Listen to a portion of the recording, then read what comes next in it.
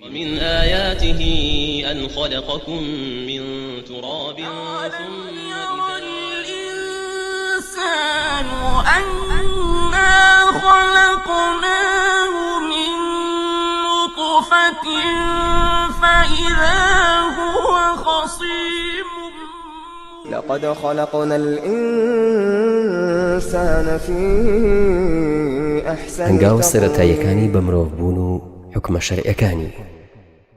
بسم الله الرحمن الرحيم الحمد لله رب العالمين والصلاة والسلام على أشرف الأنبياء والمرسلين سيدنا محمد وعلى آله وصحبه أجمعين خوشكان و برایانی بەڕێستای خۆی پەروەردگارتان لەبێت.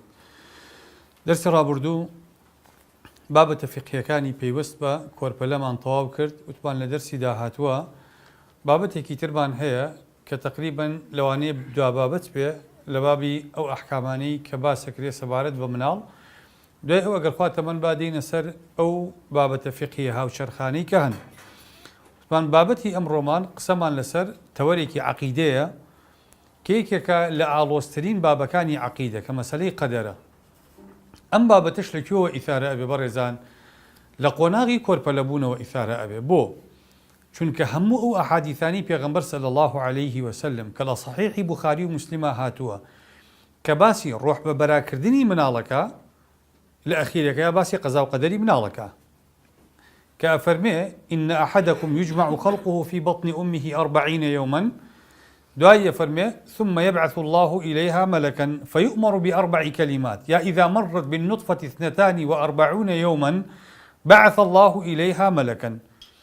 دیسانەوە ئەم مەلائیکەتە لە هەموو ئەحادیثەکانە تەئکید دەکات کە لە تەمەنی 42 ڕۆژی دێت بۆ لای ئەم مناڵە. هەموو ئەحادیثەکانە فەرموون یؤمر ب4 كلمات. ئەم مەلائیکەتە 4 وشە ئەنووسێ بۆ ئەم مناڵە کە ئەم 4 وشەیە دنیا و قیامەتی دیاریەکە. یەکەم ڕزقی، دووەم ئەجەلی، سێیەم عەمەلی، چوارەم وەشەقی ئەو سەعید. هەموو ژیانی مرۆڤیش لەم بازنەیە ئەخولێتەوە، لەم 4 خولەگەیە ئەخولێتەوە. تێگەیشتن لەمە ئایا ئەم ئەحادیثانی پێغەمبەر صلی الله عليه وسلم کە ئەفەرمون ئینسان لەو قۆناغەیە ڕزق و ئەجەل و عەمەلی دیاری ئەکرێ و چارەنووسی دیاری ئەکرێ، ئایا ئینسان لەم بوونەوەرەیە بەپێی ئەم فەرمودانە مسەیەرە یا مخەیەرە؟ واتە ئێمە هێزێکی دەرەکی ئەمان جوڵێنێ و ئەمان سوڕێنێ و ئێمە بێ ئیرادەین وەکو پوش بە دەمی باوە، یا ئێمە خاوەنی ئیرادەین و خۆمان بڕیار لە کردەوەکانی خۆمانە دەین و خۆمان چارەنووسی خۆمان دیاریەکەین. ئەمە وەکو عەرزم کردن بابێکی گرنگە و وەڵامیشی ئەوێ، وەڵامێکی زانستی ئەوێ بۆ ئەوەی ئێمە تایە بە هەڵەیان نەچین. گرنگی ئەم بابەتە لەکوێوە سەرچاو ئەگرێ بەڕێزان؟ یەکەم ئەمە یەکێکە لە بنەماکانی ئیمانی مرۆڤ. واتە هەر کەسێک ئیمانی بەم 4 کەلیمەیە نەبێ بە ئێمەیشەوە کە بەشێکین لە بەرکەوتەی ئەم فەرمودانە کابرا بە ئینسانێکی باوەڕدار لە قەڵەم نادرێ. چونکە لە حەدیثەکەی جوبریلە کە دێتە خزمەت پێغەمبەر صلی الله عليه وسلم کە فەرمی ئەخبرنی عن الإيمان لە کۆتاییەکە پێغەمبەری خوا صلی الله عليه وسلم ئەفەرمێ دوای ئەوەی کە پێ فەرمی ئیمان بەخوا و مەلائیکەت و کتوب و ڕسول بێنی، ئەفەرمێ وبالقدر خيره وشره، ئیمان بە قەزا و قەدەر هەبێ باش و خراپی، کەواتە ئەمە بەشێکە لە ئەرکانەکانی ئیمان. ابن العربي أفرمي من أعظم أصول الإيمان القدر فمن أنكره فقد كفر. أفرمي گرنگترین بنەمای باوەڕ بریتە لە قەزا و قەدەر. هەرچی باوەڕی پێی نەبێ بێدینە، بێ باوەڕ لە قەڵەمە درێ. خاڵی دووەم لە گرنگی قەدەرە ئەوەیە زۆر لە بەڵگە شەرعیەکانە دووبارە ئەبنەوە. یعنی تۆ بڕۆ دراسی قورئان بکە. لە قورئانە خوای گەورە چەندین ئایەتی هێناوەتەوە لەسەر ئەوەی هەموو شت لەم گەردونەیە لەم بوونەوەرەیە کە بەدی هێناوە پەروەردگارە فەرمێ بە قەدەر بەدیمان هێناوە. ئینا كل شيء خلقناه بقدر. یا ئەفەرمێ وكان أمر الله قدرا مقدورا. یا ئەفەرمێ وخلق كل شيء فقدره تقديرا. یا ئەفەرمێ وإن من شيء إلا عندنا خزائنه وما ننزله إلا بقدر معلوم. دەیها ئاەتی تر هەیە کە پەروەردگار باسی قەدەرەکە لە قورئانە کە ئینسانی ئیماندار پێویستە مامەڵەی لەگەڵ بکە. لحديث كاني بيغمبر صلى الله عليه وسلم أو حديثي جبريل كعرزم كردن حديثي كتري هي كافرمي لا يؤمن عبد حتى يؤمن بالقدر خيره وشره كس إيماني دانا مزي طبعا أما نفي صحية نفي كمال كافرمي لا يؤمن واتا إيماني نية مش كما هندك حالة مانية كبيغمبري كافرمي لا يؤمن نفي كمال إيمانه بونو أمونا كافرمي لا يؤمن من لا يأمن جاره بوائقه أفرمي هركس يدراو سيكاني لدستو زمان داويني أمين نبن أما كافرمي لا يؤمن نك يعني بيدين بباورنا يعني إيماني طواونية كافرمي لا يؤمن أحدكم حتى يحب لأخيه ما يحب لنفسه أما نفي كمال إيمانه كافرمي كسي إيماني طواونا بي أقل أوي بو خوي بي خوش بو براكشي بي خوش نبي أقل كسي أم هستيتيانا بي بيدين نية بلام ديني طواونية بس أم لا يؤمن أما نفي صحي إيمانك واتا إيماني دانا مجري أم كسا كي أفرمي إيماني عبدك دانا مجري حتى يؤمن بالقدر خيره وشره من الله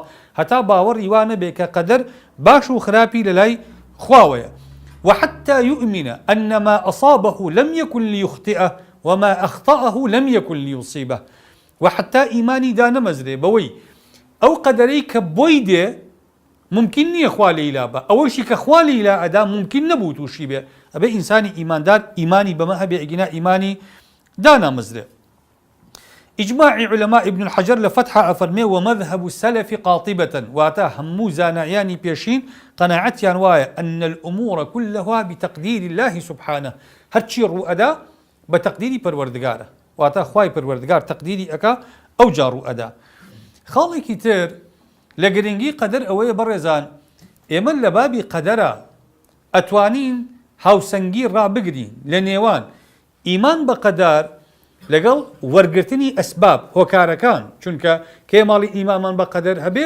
معنى أونية الإنسان خوي بدا بدسته ولي بالكويتو بلي والله إنسان مسير وهموشت بقدر أروانا إما إيمان من بقدر هي بلان بهاو كيشا كردن لنيوان أو قدراني كخواي پروردگار ديهنيتا بيش لقل أو أسباباني إما وكو هوكار أيان قرين بر بو بيداويستيكان بو دابين كردني خواستكاني خومان لبروا قرنجي قدر لويايا إما ولا قدر تيناقين كقدر هيزيكي قاهرة إجبار مانكا نا ولا قدر تيأقين أما علمي كخواي پروردگار حياتي بوي كرو أدا وبوي كروي داوا بلام إما إيمان دار برپرسيارين لوي كمواجهة بكين لقال أويك پروردگار داويتي بو نمونا إما إيمان من بوهيه كنخوشي قدري خوايا بلام أبي إيمانيش من بوه أبي بشون شعر سرا بقرين إيمان من بوهيه بوي أوي خواي پروردگار أي بريتوا قضاء وقدر بلام إيمانيش من بو نمونا رزق خواي پروردگار أي بريتوا بلام إيمانيش من بوهيه بوي إنسان أركة واجبة لسري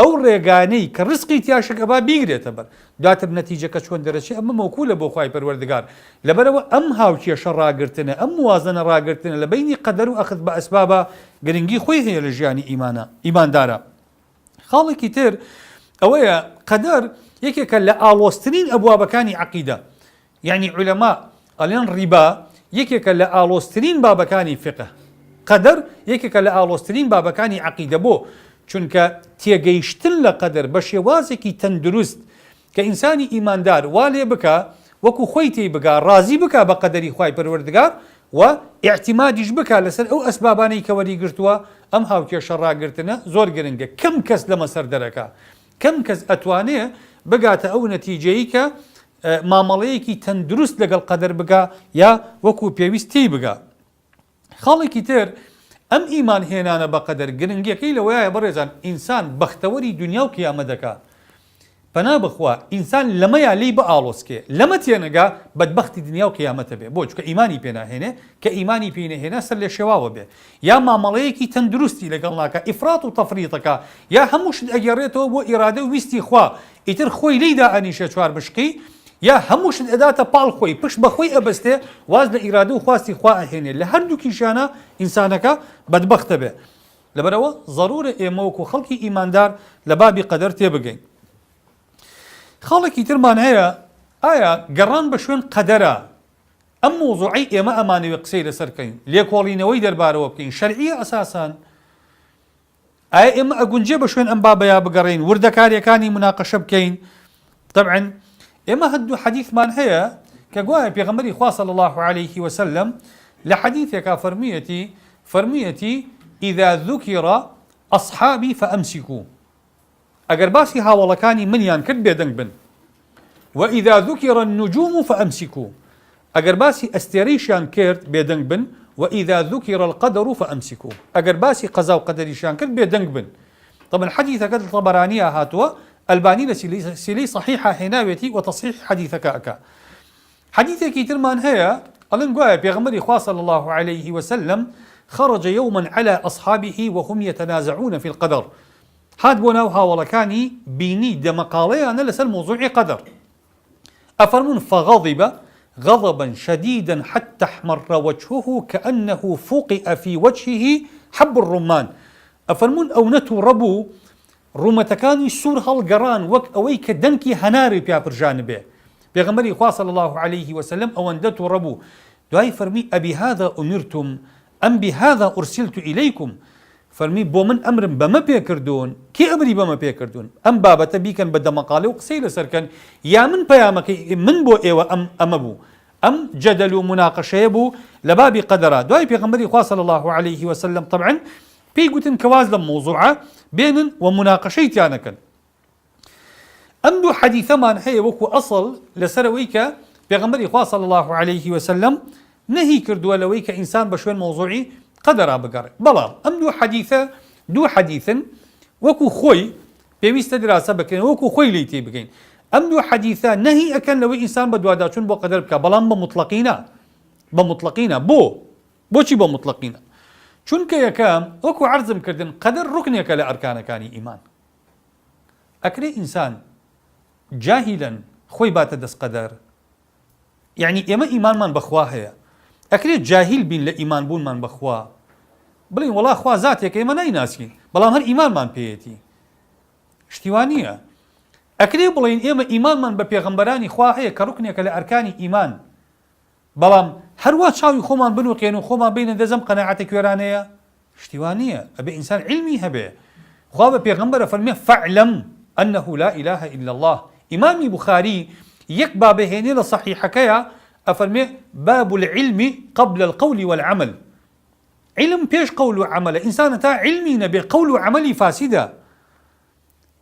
لەبەرەوە ئێمە کە باسی ئەرکانەکانی ئیمانەکەین ئەبێ بنەماکانی ئیمان علممان پێ هەبێ. برایان و خوشکان، ئەگەر علممان پێی نەبێ چۆن ئیمان پێی دێنین؟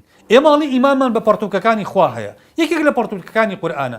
ئادەی وەرە تۆ قورئان مەخوێنەرەوە و دواداچوونی بۆ مەکە و بڵێ ئیمانم هەیە بۆی کە قورئانێک هەیە. ئەمە چ جۆرە دینێکە؟ قەدەر بەشێکە لە ئەرکانەکانی ئیمان. ئەی چۆن کوێرانە ئیمانمان بە قەدەر هەیە ئەگەر تێی ناگەین؟ لەبەرەوە مادەم ڕوکنێکە لە ئەرکانەکانی ئیمان ئەبێ ئینسانی ئیماندار تێی بگا. دووەم، وەکو عەرزم کردن دەیەها ئایەت هەیە لە قورئانە لەسەر قەدەر.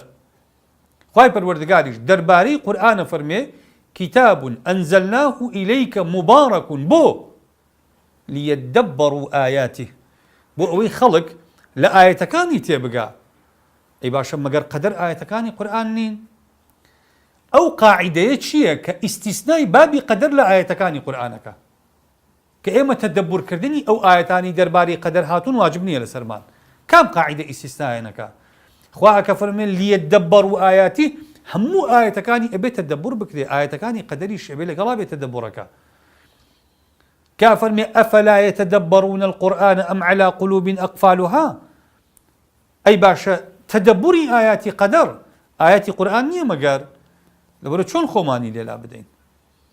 لەبەرەوە ناکرێ ئێمە بڵین وەڵا ئەم دوو حەدیثەی کە پێغەمبەر فەرمیەتی صلی الله عليه وسلم بەڕووکەش مامەڵەی لەگەڵا بکەین و واز لە مۆزوعی قەدەر بێنین. خاڵێکی تر ئەگەر مەبەستی شەرع وایە ئێمە خۆمان لە بابی قەدەر نەدەین و بێدەنگی هەڵبژێرین لە بەرامبەریا. پێغەمبەری خوا صلی الله عليه وسلم ئەو حەدیثەی کە عەرزم کردن جیبریل کەی هات بۆ لای؟ لە کۆتایەکانی ژیانیا هاو بۆ لای. 4 پرسیاری لێ کرد دەربارەی ئیمان، دەربارەی ئیسلام، دەربارەی ئیحسان، دەربارەی ئەساعە، دەربارەی هاتنی قیامەت پرسیاری لێ کرد. یەکێک لە ئەرکانەکان کە جواب بداتەوە پێغەمبەر صلی الله عليه وسلم باسی قەزا و قەدەر ئەکا. دوای پێغەمبەری خوا صلی الله عليه وسلم بە سەحابەکانە فەرمێ چی؟ ئەفەرمێ ئینەه جیبریل. ئەفەرمێ ئەوە جیبریل بوو. بۆ هاتبوو دینتان فێرکە. ئەگەر بابی قەدر خوا مەبەستینە ئێمە فێرکە بۆ پێغەمبەری خوا صلی الله عليه وسلم لە وەڵامەکانە وا جوابی جبریل داتەوە و بۆ مەبەستێتی سەحابەکان فێر بن لە پێغەمبەرەوە صلی الله عليه وسلم.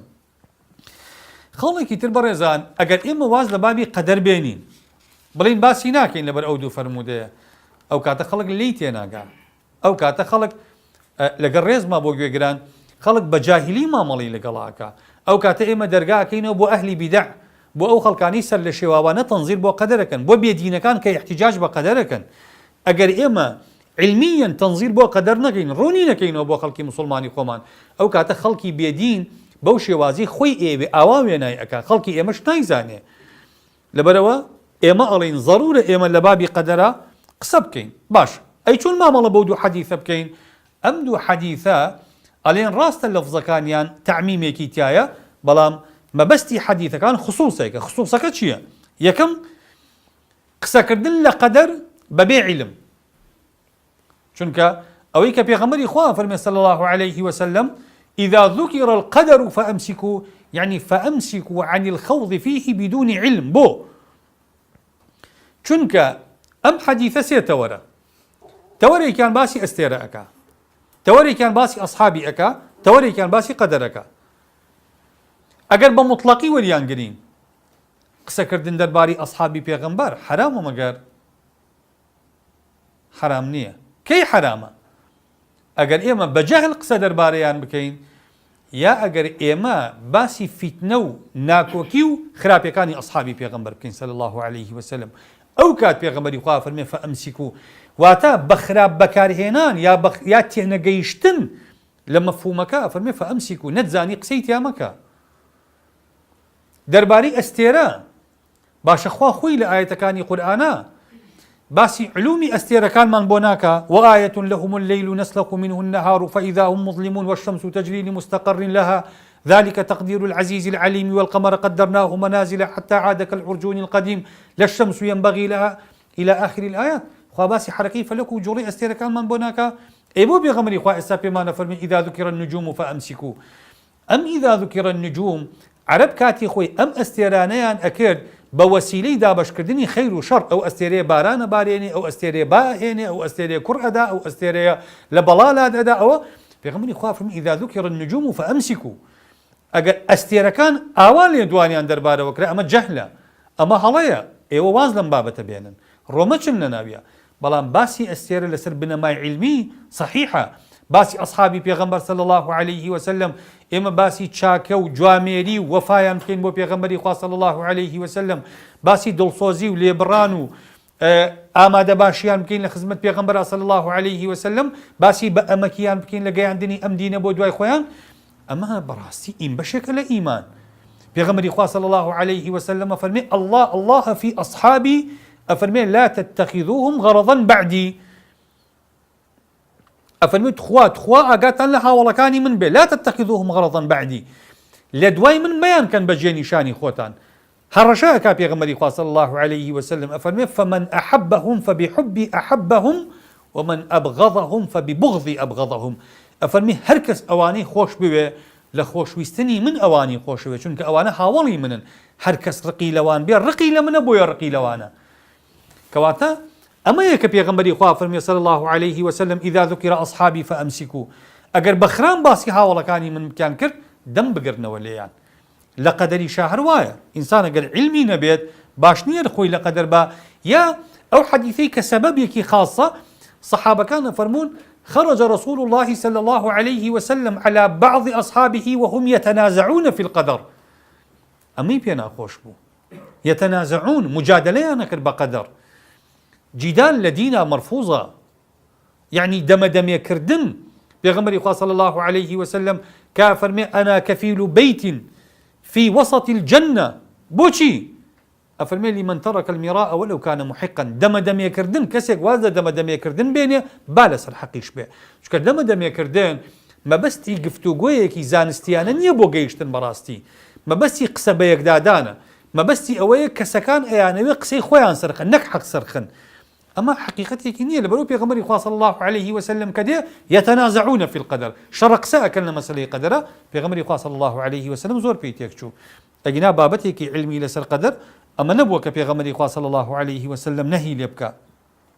خاڵێکی کەم حەدیثانە ئەیگرنەوە ئەوەیە ئینسان ئەگەر هاتوو بە مجەڕەتی عەقڵ بێوێ ئیدراکی بابی قەدەرکە، یعنی ئینسان ئێمە بمانەوێ بەڕێزان هەندێک حەقیقەت هەیە ئێستا بۆچی لە 180 ئیمانی ئێمە غەیبە؟ خۆ ئەمە کەس دەتوانێت ئینکاری لێ بکە؟ ئێمە ئیمانمان بەخوا هەیە غەیبە نایبینین، مەلائیکەت غەیبە نایبینین، قیامەت غەیبە نایبینین، بەهشت و جەهەنەم غەیبە نایبینین، فریشتە و جنۆکەکان غەیبە نایبینین، 124,000 پێغەمبەر غەیبە نەمان بینیون، ئەو هەموو پەرتوکەی خوا بەس قورئانمان بینی و ئەوانەی کە نەمان بینیون. ئەی باشە بۆ ئێمە ئیمانمان بەوە هەیە؟ بۆ خوا مەسەلەن ستایشی ئەو کەسانە ئەکا لە قورئانە کا فەرمی الذين يؤمنون بالغیب، چونکە ئەگەر ئێمە شتەیەک بە چاوی سەربینیمان باوەڕ پێهێنانی حکمتێکی تیانە. تۆ کاتێک گرنگە باوەڕ بە شتەیەک بێنی کە خوا ئێڵێ بێ ئەوەی بینی بێتت، یعنی تەسلیمی عەقڵ و هەست و هەموو حەواسەکانی خۆت بکەی بە بەوەی کە خوا ئەیفەرمێ. ئەگینا ئێستا ئەگەر جەنابەت هەواڵێک بی بە من هەواڵەکە بە چاوی خۆم نەمبینی و ئەڵێم مادەم تۆ گوتت کەواتە ڕاستە، ئەمە متمانەی نێوان من و تۆیە. بەس من بڵێم وەڵاهی باوەڕ ناکەم تا بە چاوی خۆم نەیبینم، ئەو کاتە کەواتە هیچ متمانەیەک لە نێوان من و تۆیان نییە. خوا ئەیەوێ ئیمانی بەندەکانی لەسەر متمانەبوون بە فەرمانەکانی ئەودا بمەزرێ. لەبەرەوە ئەفەرمێ من هەم قیامەت هەیە، بەهشت هەیە، جەهەنەم هەیە، بەرزەخ هەیە، سیڕات هەیە، چی هەیە. ئەفەرمێ ئیمانی پێبێنە. تۆ بە چاوی سەر ئەیبینی، بەس ئەو ڕۆژە کە ئەیبینی ئیمان سوودێکی نییە، چونکە تۆ ئەو کاتە متمانەت بە چاوی خۆت هەیە نەک بەوەی خوا ئێڵێ. ئێمە ئەمڕۆ لەم بابەیە ئیشکالێکی گەورەمان هەیە. ئێمە ئەونەی متمانە بە چاوی خۆمانەکەین بە ئەمری خوای ناکەین، لە کاتێکا چاوی ئێمە ئەکرێ فێڵی لێ بکرێ. جادوگەرەکان فێڵ لە چاوەکەن. خوا ئەفەرمێ فەسەحروا ئەعیون الناس وەستەرهەبوهم، فێڵن لە چاوی خەڵکە کرد.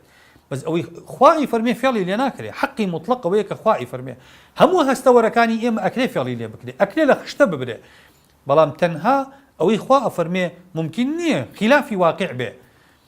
لەبەرەوە ئێمە بۆیە ئەڵێن خوای پەروەردگار ئەم مەعلوماتەکە ئەدا زۆربەی زۆری غەیبە، کە غەیبە ئێمە نابێ قەناعەتی تەواومان لەسەر قودراتی عەقڵی خۆمان بێ، بڵێن وەڵا ئەوەی عەقڵ ئیدراکی پێ ئەکات تەنها ئەوە ڕاستە. ئێمە ئەبێت لە بابی قەدەرە عەقڵ تەسلیمی شەرعکەین، عەقڵ تەسلیمی نەقڵکەین، بڵێن ئەوەی خوا ئەیفەرمێ لە بابی قەدەرە ئەوە حەقی مطلقە. ئەگینا بە عەقڵی مجەڕەد مامەڵە لەگەڵ قەدەرا بکەین تێ ئەکەوین. کەواتە پێغەمبەری خوا صلی الله عليه وسلم کە نەهی ئەکا، نەهیەکە لەوەیە تۆ متمانەت تەنها بتوانە عەقڵەکانی خۆت بێ و بتوێ لەو بابە دەرچی. ئەمەش معنای ئەوە نییە دین پێمانەڵێ خۆمان تەسلیمی خوڕافاتکەین، نا بەڕێزان ئەمە خوڕافات نی، ئەمانە حەقێکی مطلقن کە ئێمە توانای مامەڵەکردن لەگەڵ یانمانانیە. بۆ نمونە ڕۆح حەقە، ئادی پێناسی زانست بۆ ڕۆح چییە؟ کەس دەتوانێت ئینکاری ڕۆح بکە، کەس ناتوانێت ئینکاری بکە، بەس پێناسەیەکی زانستیمان بنێ لەسەر ڕۆح نییە، کەس نازانێت، هیچ پێوەرێک نییە بتوانێت مامەڵی لەگەڵا بکە. کۆمەڵێک شت هەیە زۆر ئاسانە، مەسەلەن خەوبینین دیاردەیەکی زانستیە، ئادەی پێناسەی زانست بۆ ئەم دیاردەیە چییە؟ مرۆڤ لە کاتی خۆبینینا چ گۆڕانکاریەکی بەسەرادێ؟ چۆن ڕۆحی ئەڕوا ئەو شوێنانە ئەبینێ؟ دین تەفسیری هەیە بەس عیلم تەفسیری نییە بووی. لەبەرەوە ئێمە چونکە ئیمانمان هەیە، ئێمە ئەڵێن ئێمە عەقڵمان ڕادەستی نەقڵەکەین لەم بابەتانەی کە عەقڵ توانای لێکدانەوەیەکی 100% نییە بووی. خەڵێکی تر ئەوەی کە پێغەمبەری خوا صلی الله عليه وسلم نەهی لێ کردووە، ئەوەی ئینسان معتەڕیض بێ لە قەدەر یا محتەج بێ بە قەدەر، کابرا ڕەخنە لە قەدەری خوا بگرێ والعیاذ بالله، ڕەخنە لە کارەکانی خوا بگرێت، چکە خوا ئەفەرمێ لا يسأل عما يفعل، ئەمە مەبدەئە، خوا پرسیاری لێ ناکرێ بۆ ئەوەت کرد وهم يسألون، ئێمە بەرپرسیارین. ئەوەی خوا ئەیکا حەقی مطلقە لە عیلم و حکمە و مەشیئە و خەڵقەوە سەرچاوی گرتووە، ئەوەی ئێمە ئەیکەین ئەبێ مستەسلیم بێن بەما. لەبەرەوە کاتێ پێغەمبەری خوا صلی الله عليه وسلم ئەفەرمێ ئەمە مەکەن، ئێمە ناکری ئیعتیراز بگرین لەسەر قەدەرەکانی خوا بۆیە بۆ خوا وا ئەکا، ئەی بۆ خوا وای نەکرد، ئەی بۆ خوا ئێمەی وا لێ کرد، ئەی بۆ خوا ئەوی وا لێ کرد، ئەمە ئیعتیرازە لە قەدەر یا احتیجاج بە قەدەر بە هەمان شێوە دیسانەوە خراپە.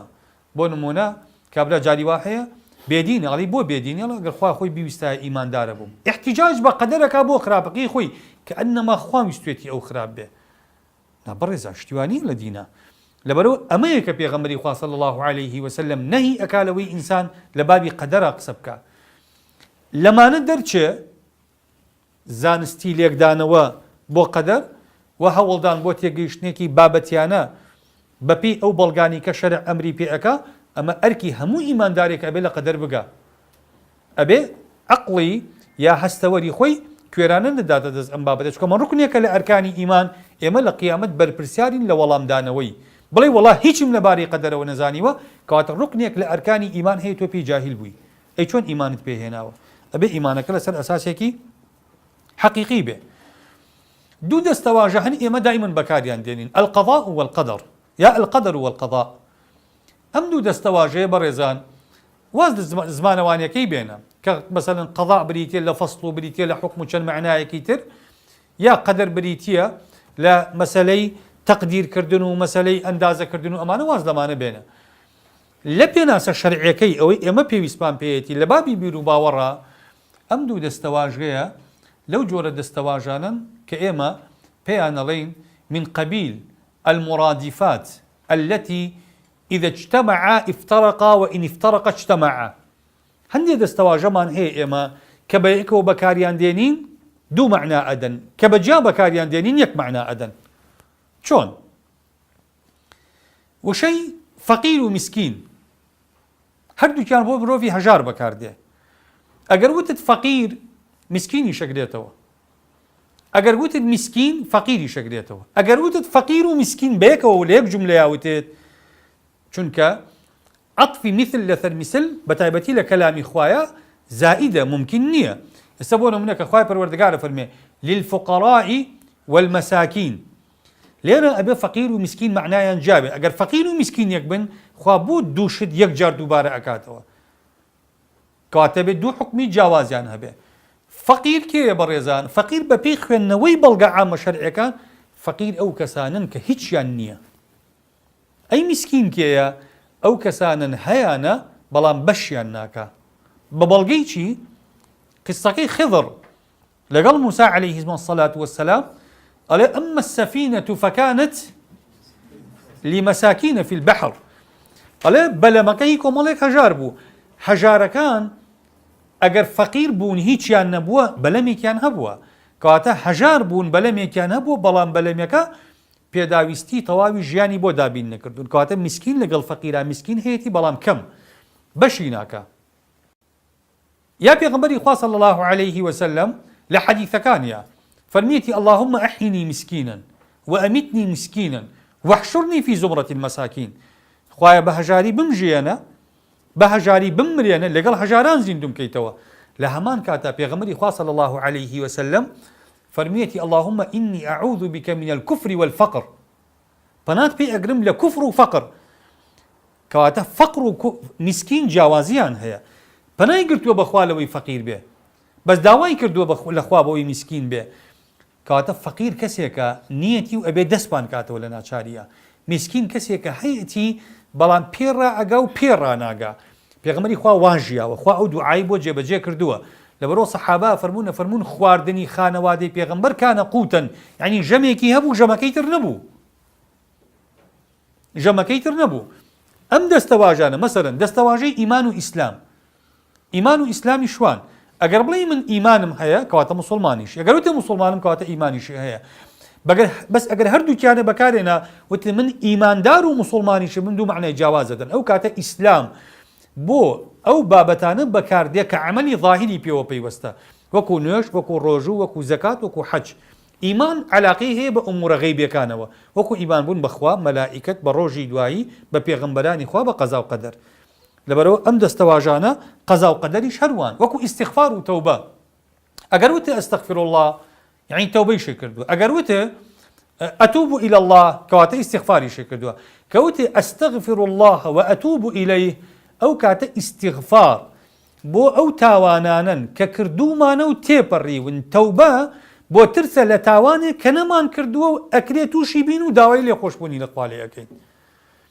كواتا قالوت مان توبه استغفاري شوت مان استغفار توبه شكوت مان توبه واستغفار هل يكون معناه كي جواز ادن بدستوا هل وكو إثم عدوان وفسق معصيش أما نجدي سانوا لو بابا قەزا و قەدەری شوایە. ئەگەر وتی قەضا یعنی قەدەر، وتی قەدەر یعنی قەضا، ئەگەر وتی قەزا و قەدەر، ئەو کاتە عولەما ئەڵێن تەفسیری قەدەر ئەوەیە خوای پەروەردگار علمی هەیە بە هەموو ئەو ڕووداوانەی کە ڕوو ئەدەن لەسەر مستەوای گردون، لەسەر مستەوای مرۆڤ، لەسەر مستەوای هەموو بوونەوەرەکان بە مطلقی و لە جوزئیشە. ئەمە پێوتێت تەقدیر. قەضا چییە؟ قەضا بریتیە لە دابەزاندنی ئەم عیلمە بۆ سەر واقع. بۆ نمونە مردنی من لە لەوح المەحفوظا دیاری کراوە. ئەو ڕۆژی ئەجەلەکە دێتیا ئەمرم ئەمە قەضاءە، ئەوە قەدەرە. ئەو تەقدیراتی کە لە لەوح المەحفوظا بڕیادراوە ئەمە تەقدیراتی خوان بۆ عمومی ئەو بوونەوەرانی کە پەروەردگار دروستی کردوون. دابەزاندنی ئەم عیلمە لە ژیانی ڕۆژانەمانە، مەسەڵەن ئەو ڕزقەی کە خوا دیاری کردووە، ئەمڕۆ ئەو بەشەی خۆم کە وەرئەگرم تۆ بەشێکی وەرئەگری، ئەمە قەزاءە. ئەجەلی من ئەمە قەزاءە. باشە، بڕیارەکانی من ئەمانە قەزاءن، یعنی ئەمانە وردەکاریەکانی دابەزاندنی عیلم و تەقدیرن. بەڵام عیلم و تەقدیرەکە لە ئەزەلا ئەوەیە کە خوای پەروەردگار خۆی هەیەتی لە ئەساسە. کەواتە قەزا و قەدەر هەندێکی ژەڵەن بەعەکسەوە، نا قەزا بریتە لە عیلمە مسبەقەکە، قەدەر بریتە لە لایەنە تەطبیقەکەی. بەڵام ڕەئی ڕاجح ئەوەیە کە قەدەر لایەنە نەزەریەکەیەتی کە خوای پەروەردگار عیلمی هەیە، قەزا بریتە لە ڕوودانی واقعەکان بۆ شێوازی کە خوا ئەیەوێ. چوار شت هەیە ئێمە لە مەسەلەی قەزا و قەدەرە گرنگە تەواو بە دەقیقی ئیمانمان پێی هەبێ. خاڵی یەکەم بەڕێزان مەسەلەی عیلمە. یعنی چی عیلم؟ یعنی ئێمە ئەبێ باوەڕی 100% قەناعەتی تەواو پڕ بە پڕمان هەبێ بەوەی خوای پەروەردگار عیلمی مطلقی هەیە بە هەموو ئەوەی لە گەردوونا هەیە، ئەوەی کە ڕووی داوە، ئەوەی کە ڕووی نەداوە، ئەوەی کە ڕووی نەداوە ئەگەر ڕووی بدایە چۆن ڕووی ئەدا. خوا وەکو خۆی ئەفەرمێ لە قورئانە، ئەفەرمێ وعنده مفاتيح الغيب لا يعلمها إلا هو ويعلم ما في البر والبحر وما تسقط من ورقة إلا يعلمها ولا حبة في ظلمات الأرض ولا رطب ولا يابس إلا في كتاب مبين. وما تسقط من ورقة إلا يعلمها، قلايك ناوري خوا علمي بي نبي، ولا رطب ولا يابس. خواي قوراء أفرمي إلا في كتاب، إلا أمان العلم خوايا هن. لبرو إنساني إيمان دار برزان أبي أم قناعتي هبي بوي هيتشتيك ببي علمي خوا لم قردونيا بتشوكترين قرد كأجولة بعلمي أو أجولة. أما بشيك اللي إيمان بون بقضاء وقدر. هر كسيك إيماني بمن به كخوا أم علم شامل وكامل هي إيماني نقصانه. خالي دوام كتابة يعني شي؟ يعني أمهم مقادير خلقه، أمهم علميك خوا هيتي خواي پروردگار نوسيبيته ولا شوينك كبي أو تي اللوح المحفوظ أو يك خويناوي أباك في كتاب مبين. كبيغمري خوا فرمي صلى الله عليه وسلم أفرمي خواي پروردگار يكم شد كدروسي كردوا، أفرمي قلمي دروس كردوا 50,000 ساڵ پێش ئەوەی گردون دروست بکا خلق القلم. أفرمي فكتب الله به مقادير الخلق قبل أن يخلق السماوات والأرض ب50,000 سنة. برلوي پروردگار گردون دروست کا قلمي دروست کرد، بم قلمه پروردگار همو مقادير خلقي نوسيوه. لبرو إيمان إشبان بوا هيا أويك هيا توجده پەروەردگار لای خۆی نووسیوێتی. ئەنجات با دوو شت لێک جا بکەینەوە، زۆر جار خەڵک لەو بەغەڵەتی. ئەو نووسینەی خوا فەرز نییە بەسەر ئێمەیە، خوا لای خۆی نووسیوێتی، نەک لەسەر ئێمەی نووسیوە ئەبێ بیکەین. ئەم دوو خاڵە جیاوازن لە یەک بەڕێزان، زۆر خەڵک لەمە غەڵەت تێگا. ئێمە کە ئەڵێن خوا لای خۆی نووسیوێتی یعنی نییە فەرزێکا بەسەر ئێمەیە، یعنی عیلمێکە لە لای خۆی. بۆ لای خۆی نووسیوێتی؟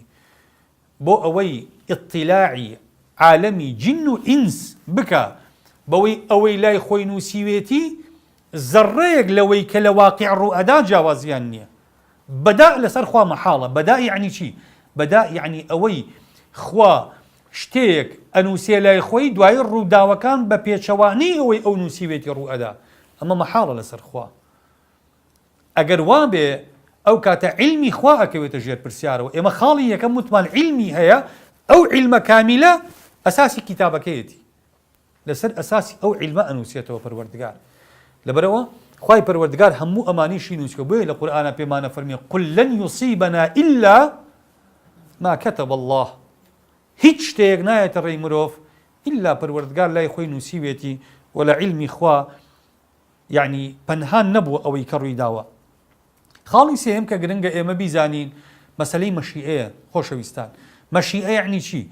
مەشیئە یعنی بەبێ خواستی خوا بەبێ ویستی خوا هیچ شتێک ڕوونادا لەم گردونەیە ئەوانەی کە بێدینن کە بەیانی هەتا ئێوارە گوێن بەخوا ئەدەن با باش بزانن بە ویستی خوا خۆی گوێنی پێ ئەدەن نەک ئەوان خوا داوای کردبێ ئیمان بێنن ئەمان فەرزی ئیرادەی خۆیان بەسەر ئیرادەی خوایە بکەن گوێنی پێ بن وانە خوا خۆی ئەو تەمەنی داوە بم بێدینانە خۆی عەقڵی پێداون خۆیشی ئەو ئازادیەی پێداون بەوەی بەویستی خۆیان مامەڵە لەگەڵ خوا بکەن نەک ئەوان فەرزی خواستی خۆیان بەسەر خواستی خوایە ئەکەن ئەمە مەشیئەیە لە مەشیئەیە خوای پەروەردگارە فەرمێ چی ئەفەرمێ وەلەو شاء ربك لآمن من في الأرض كلهم جميعا ولو شاء ربك ئەگەر پەروەردگاری تو ئەی محەممەد بیویستایە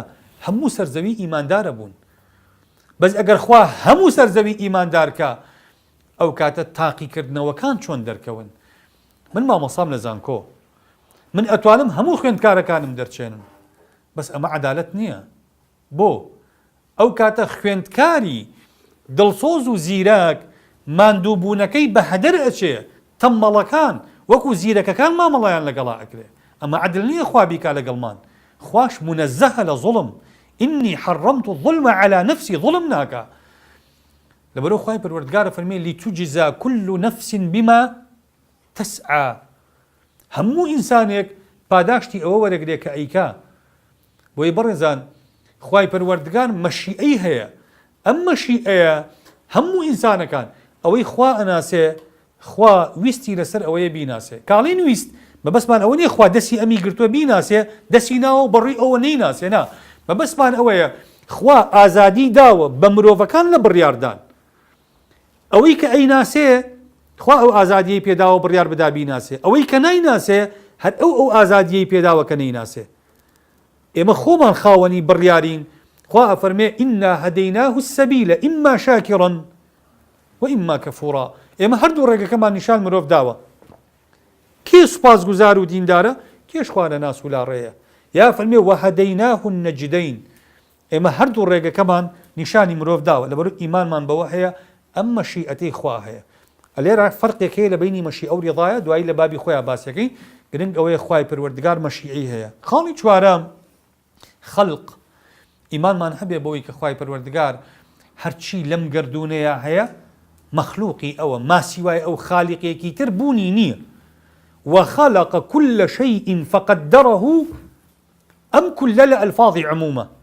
وخلق كل شيء هرشي لبون وراها أو دروسي كردوا فقدره تقديرا أوش تقديري أكا بما كاتي برنامج كمان هاتا بايان لدرس كاني دا هاتوا درجة بابتي قدر أدين أقول قولي هذا وأستغفر الله لي ولكم سبحان ربك رب العزة عما يصفون وسلام على المرسلين والحمد لله رب العالمين وصلى الله وسلم وبارك على سيدنا محمد وعلى آله من آياته أن خلقكم من تراب ثم يرى الإنسان أنا خلقناه من نطفة فإذا هو خصيم لقد خلقنا الإنسان في أحسن هەنگاوە سەرەتاییەکانی بە مرۆڤ بوون و حکمە شەرعیەکانی